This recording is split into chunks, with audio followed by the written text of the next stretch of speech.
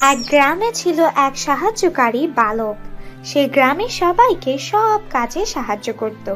গ্রামের মানুষের খুব প্রিয় ছিল জয়।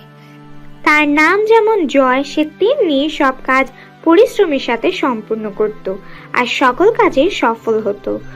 গ্রাম পরিষ্কার থেকে শুরু করে গ্রামের যাবতীয় দেখভালের কাজ সে করত।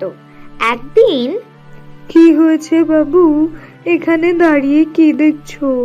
দেখছি মা, এই পথে যে আমার স্বপ্ন আছে। পরদিন সকালে আমিনা বেগমের সব জমানো টাকা বের করলেন আর বিছানায় বসে গুনতে গুনতে বললেন, যেখানে অন্য ছেলেরা লেখাপড়া করতে চায় না, সেখানে আমার বাবু পড়াশোনা করতে কত আগ্রহী। কই বাবু, জয়, এদিকে একটু এসো তো। কি হয়েছে মা, ডাকলে যে? হ্যাঁ, ডাকলাম। এই নাও, এখানে 25,000 টাকা আছে। এই টাকা নিয়ে তুমি শহরে যাও, গিয়ে তুমি বিশ্ববিদ্যালয়ে ভর্তি হও। আর ভর্তি হওয়ার পর নিজে ইনকাম করে তোমার বাকি খরচ চালাতে পারবে তো? আমার সাধ্যমতো যা পেরেছি তোমায় দিয়ে দিলাম। পারবো মা, আমি নিজেই নিজের খরচ বহন করতে পারবো। তুমি দেখো, আমি পড়াশোনা করে একদিন অনেক বড় চাকরি করব। তখন আর আমাদের এত অভাব থাকবে না। তাই যেন হয় বাবু। তাহলে তুমি যাও, কালকে রওনা হতে হবে তো, কাপড় চোপড় গুছিয়ে ফেলো। আর জয়, শুন। জি মা, বলুন। আজ তুমি আমাকে একটা কথা দাও যে তুমি কখনো কারো ক্ষতি করবে না, সব সময় সৎ থাকবে আর সবাইকে সাহায্য করবে। আপনার দোয়া সবসময় আমার উপরে রাখবেন মা। আব্দুল চাচা, আব্দুল চাচা, বলো জয়। আব্দুল চাচা হলেন জয়ের একজন আত্মীয়। তিনি জয় ও জয়ের মায়ের সাথে থাকেন। চাচা, আজ থেকে আমার মায়ের দেখাশোনার দায়িত্ব তোমার। আমার মার খেয়াল রেখো, আর তুমি নিজেরও খেয়াল রেখো। আসি মা, আসি চাচা। পরের দিন জয় শহরে পৌঁছে গেল। গিয়ে একটি ছোট বাড়িতে উঠল এবং একটু বিশ্রাম নিয়ে ঘুমিয়ে পড়ল। পরের দিন সকালে ইউনিভার্সিটিতে ভর্তি হলো এবং ইউনিভার্সিটি থেকে বেরিয়ে ছুটল কাজ খুঁজতে। জয় একটি কাজ পেল একটি মুদির দোকানে। মুদির দোকানের মালিক ছিলেন খুব রাগী মানুষ এবং তিনি গরিব লোকদেরকে সাহায্য করতেন না। কিন্তু কাজ করতে করতে প্রায়ই জয় গরিব কেউ এসে কিছু চাইলে সে দিত। আর তারপর একদিন মালিক করিম চাচা এসে দেখে ফেলল যে জয় একটি ছোট্ট শিশুকে একটা রুটির প্যাকেট দিয়ে কোনো টাকা নিল না। এটা দেখে করিম চাচা রেগে গিয়ে সাথে সাথে বলে উঠল, থামুন জয়, এটা কি করছো তুমি? এভাবে দান করতে থাকলে তো আমার ব্যবসাই নষ্ট হয়ে যাবে। তোমাকে আর আমার দোকানে কাজ করতে হবে না। আজ রুটি দিচ্ছ, আরেকদিন তো আমার দোকান দিয়ে দিবে। আমাকে পথে বসতে হবে। না চাচা, এমনটা না আপনি যা ভাবছেন। শিশুটি ক্ষুধার্ত, তাই একটু। কিন্তু করিম চাচা মানতে রাজি নন এমন সাহায্য করা বা দান করাতে। তিনি তার কোনো কথা না শুনে দোকান থেকে বের করে দেন। জয় কান্না চোখে চলে যেতে লাগলো। এমন করে কিছুদিন কাজ খুঁজতো আর তাকে বের করে দেওয়া হতো। কিছুদিন পর জয় একটা রেস্টুরেন্টে ওয়েটারের কাজ পেল আর সে কাজ করতে থেকে হঠাৎ একদিন।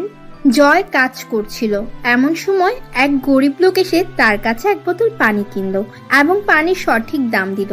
কিন্তু ম্যানেজার মিস অ্যানা সেটা দেখতে পেয়ে গরিব লোকটিকে, ছোট লোক, এখানে কেন এসেছিস? যা বাইরের সস্তা দোকান থেকে গিয়ে পানি কিন বলে পানির বোতল রেখে তার টাকা গরিব লোকটির উপর ছুঁড়ে মারলো আর লোকটি মাথা নিচু করে চলে গেল। আর তারপর ম্যানেজার মিস এনা জয়কে অনেক কথাবার্তা শোনালেন, বললেন আর নেক্সট টাইম এমন করলে তাকে চাকরিতে রাখবে না। কিন্তু জয় তো এসব শোনার মানুষ না, সে মানুষকে সাহায্য করতেই থাকবে। ঠিক তেমনি আরেকবার একজন ফকির লোক আসে। জয় সে রেস্টুরেন্টে কাজ করে সেই রেস্টুরেন্টে। তারপর লোকটি এসে দরজায় নক করলো আর জয় দরজা খুললো। শুনো ভাই, আমি না আজ সারাদিন ধরে কিছুই খাইনি। আমাকে কি কিছু খাবার দিবে? আমি বাইরে বসে খাবো বা নিয়ে চলে যাব। দয়া করো না আমাকে ভাই। কি করা যায়? এখন যদি খাবার দেই তাহলে ম্যানেজার দেখলে তাকে চাকরি থেকে বের করে দিবে। তাহলে ওনাকে বলি যে বাইরে থাকতে। আমি তো একটু পরেই চলে যাব, তখন আমার খাবারটা দিয়ে দিব নে।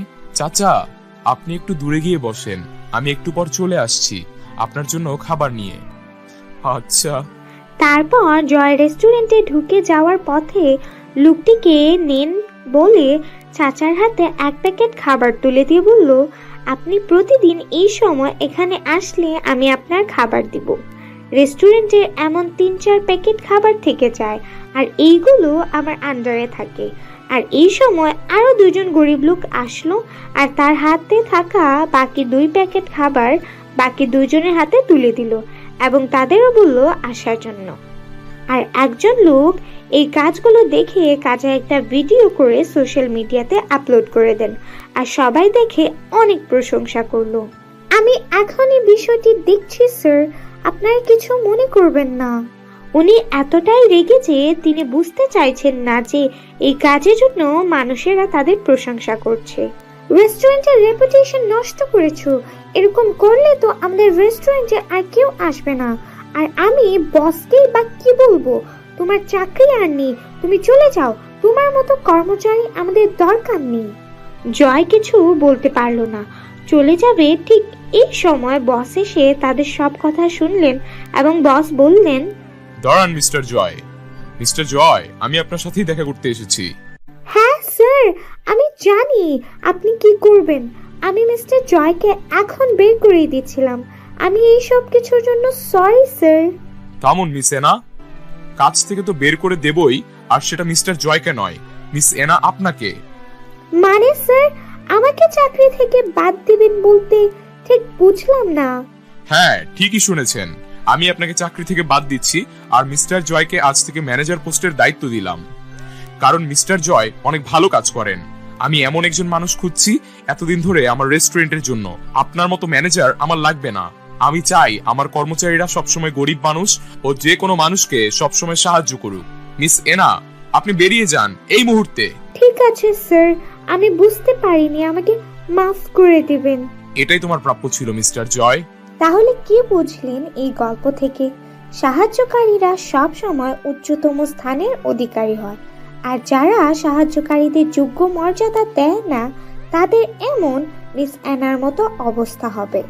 তাই আমরা সবসময় সবাইকে সাহায্য করব এবং গরিব লোকদেরকে তুচ্ছ তাচ্ছিল্য করব না।